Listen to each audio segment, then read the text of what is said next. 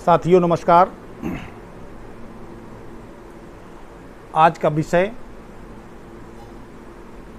हम लोग रख रहे हैं कि एक डिफेंस लॉयर के रूप में हम किसी मुकदमे की पैरवी प्रारंभिक रूप से कैसे प्रारंभ करें, शुरुआत कैसे करें।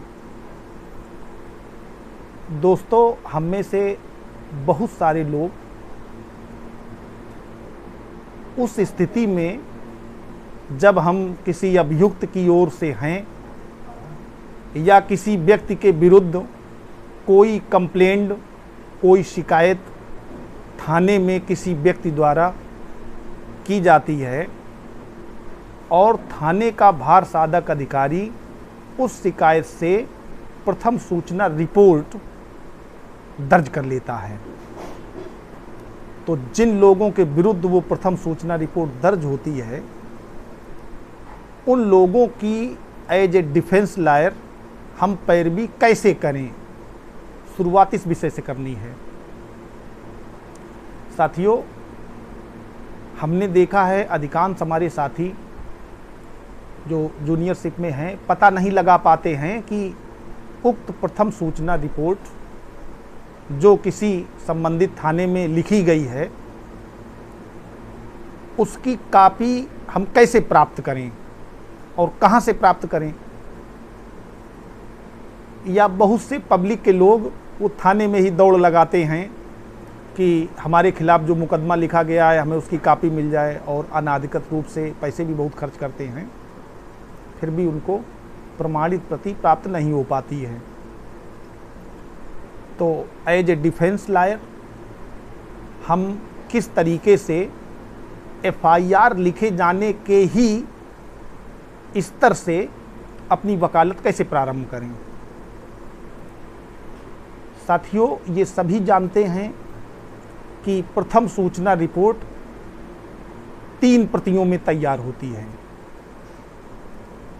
जब भी किसी थाने में कोई प्रथम सूचना रिपोर्ट दर्ज होती है अर्थात एफआईआर दर्ज होती है तो वो 3 प्रतियों में लिखी जाती है। पहली प्रति न्यायालय में भेजी जाती है, जिस ज्यूरिडिक्शन में वो थाना है, जिस न्यायालय के ज्यूरिडिक्शन में वो थाना है। चूँकि हर थाना क्षेत्र एक निश्चित कोर्ट से सबऑर्डिनेट होता है, उस कोर्ट के प्रति जवाबदेह होता है, उसका ज्यूरिडिक्शन उस न्यायालय से जुड़ा रहता है। तो जब भी कोई एफआईआर लिखी जाती है तो वो अपने ज्यूरिडिक्शन वाले न्यायालय में उसकी एक प्रति और दूसरी प्रति उस आईओ को, इन्वेस्टिगेशन ऑफिसर को, जो उसमें आगे इन्वेस्टिगेशन करेगा, विवेचना करेगा, उसको दी जाती है। और उस आईओ को एफआईआर की प्रति के साथ ही एक रोजनामचा खास अर्थात केस डायरी भी अलॉट की जाती है, जिस पर वो इन्वेस्टिगेशन ऑफिसर जो भी जांच आगे बढ़ाता है तो उस जांच में जो भी कथन या जो भी उसने पाया है उसका अंकन धारा 161 सीआरपीसी के अंतर्गत करता है, जिसको हम केस डायरी या रोजनामचा खास कहते हैं। दोस्तों, तीसरी एक प्रति उस वादी को दी जाती है जिस वादी ने ऐसी कंप्लेंट की है और वो उस कंप्लेंट से वो प्रथम सूचना रिपोर्ट दर्ज की गई है। तो साथियों, उन तीनों कॉपीज़ में जो वादी को दे दी गई है वो वादी की कॉपी है, जो आईओ को दे दी गई है वो आईओ की कॉपी है, और जो हानेबल कोर्ट भेजी गई है। अब इसमें भी एक वर्गीकरण है, चूँकि कई तरह के अपराध अलग अलग डिफाइन कर दिए गए हैं। कोर्ट के ज्यूरिडिक्शन भी चूँकि सामान्य अपराधों के लिए जो भी लोअर कोर्ट है वो तो है ही साथ स्पेशल कोर्ट भी पूरे ज़िले में जो भी सभी थाने हैं उनके ज्यूरिडिक्शन वहाँ पे रहते हैं। जैसे मान लीजिए किसी व्यक्ति के विरुद्ध किसी स्पेशल एक्ट के अंतर्गत कोई मुकदमा लिखा जाता है, चाहे वो विद्युत चोरी का हो तो वो विद्युत अधिनियम से गवर्न होगा। चाहे वो डकैती का कोई मामला हो, लूट, तो वो स्पेशल कोर्ट जो एंटी डकैती होती है उस जिले में, वहाँ से गवर्न होगा। अगर अथॉरिटी एक्ट या SC/ST एक्ट जिसको कहते हैं उससे संबंधित कोई मामला FIR के रूप में लिखा गया है तो वो SC/ST कोर्ट से गवर्न होगा। तो ऐसी स्थिति में उस मैटर की जो FIR होगी, प्रथम सूचना रिपोर्ट होगी, उसकी जो कापी कोर्ट पहुंचती है वो उस न्यायालय में नहीं पहुंचेगी जिसके ज्यूरिडिक्शन में वो थाना है। उसकी कापी, उस FIR की कापी उस स्पेशल कोर्ट में दाखिल होगी जिस स्पेशल कोर्ट के अंतर्गत ज्यूरिडिक्शन में वो अपराध किया गया है। जैसे मान लीजिए किसी जिले में किसी एक थाने के लिए कोई एक स्पेशल कोर्ट है उसके ज्यूरिडिक्शन को देखने के लिए, तो कोई सामान्य प्रकृति का अपराध होगा तो उसकी FIR की एक प्रति पुलिस द्वारा उस संबंधित थाने जो कोर्ट में दाखिल कर दी जाएगी। लेकिन अगर वही कोई स्पेशल एक्ट के अंतर्गत अपराध होता है तो उसकी FIR की कापी जो 3rd कापी होती है, जो केवल माननीय न्यायालय के लिए ही है व्यवस्था देने की, तो वो उस स्पेशल कोर्ट में दाखिल होगी। इसके अतिरिक्त अगर किसी गंभीर अपराध की जो स्पेशल एक्ट में नहीं आते हैं, हत्या का मुकदमा है, दहेज हत्या का मुकदमा है, तो इस तरह के जो हीनियस क्राइम हैं उनसे संबंधित कोई अपराध होता है तो पूरे जिले में उस अपराध के लिए जो मुख्य न्यायिक मजिस्ट्रेट की कोर्ट होगी वहाँ पर उस FIR की 3rd कापी दाखिल होगी।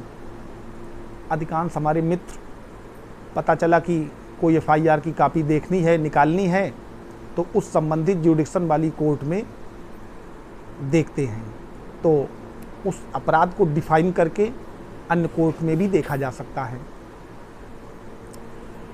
दोस्तों, ये तो विषय हो गया FIR किस तरीके से है। अब एज ए डिफेंस लॉयर हम क्या करें? हमें सबसे पहले अगर किसी व्यक्ति को शंका है कि हमारे विरुद्ध कोई प्रथम सूचना रिपोर्ट किसी थाने में दर्ज हुई है, तो सबसे पहले उसकी सर्टिफाइड कापी लेने के लिए हमें इन्हीं 3 जगहों पर स्पेशल कोर्ट्स, उस थाने के ज्यूरिडिक्शन वाले कोर्ट में और मुख्य न्यायिक मजिस्ट्रेट के यहाँ एज ए मुआयना देख लेना चाहिए कि क्या इस व्यक्ति के विरुद्ध कोई विशेष FIR लिखी गई है, और इसके बाद उसकी सर्टिफाइड कापी, चूँकि वो FIR पब्लिक डॉक्यूमेंट है और धारा 74 एविडेंस एक्ट में कहा गया है, डिफाइन किया गया है कि पब्लिक डॉक्यूमेंट क्या होता है, और ऐसे पब्लिक डॉक्यूमेंट की सर्टिफाइड कापी कोई भी व्यक्ति प्राप्त कर सकता है। किसी वकालतनामे की आवश्यकता नहीं है। दोस्तों, आप भी उसकी कापी ले सकते हैं। आप उसकी सबसे पहले कापी लें, एथेंटिक कापी होगी, आपको आरोप पता हो जाएंगे कि इस व्यक्ति पर क्या लगाए गए हैं, और जब आपको आरोप पता हो कि इस पर ये आरोप है तो सबसे पहले एंटीसिपेटरी बेल, रेगुलर बेल या सेक्शन 482 CRPC के अंतर्गत माननीय उच्च न्यायालय में हमें जाना चाहिए। अगर मामला झूठा है तो 482 CRPC, अगर कहीं से लगता है कि हमें गिरफ्तारी हो सकती है, 7 ईयर से ऊपर का कोई मामला है, या जो एंटीसिपेटरी बेल के जो